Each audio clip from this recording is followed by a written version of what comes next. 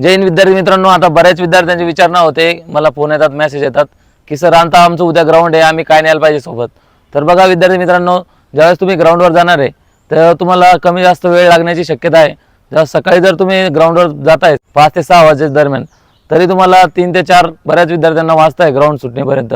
तर अशा वेळेस काय न्यायचं आहे सोबत, तर 100% तुम्ही 3 ते 4 पाण्याच्या बॉटल आपल्यासोबत ठेवायच्या आहे. तिथं पाणी असणार आहे, पण वेळेवर धावपळ टाळण्यासाठी आपण आपल्या सोबतच पाण्याच्या बॉटल कॅरी करायचे आहे.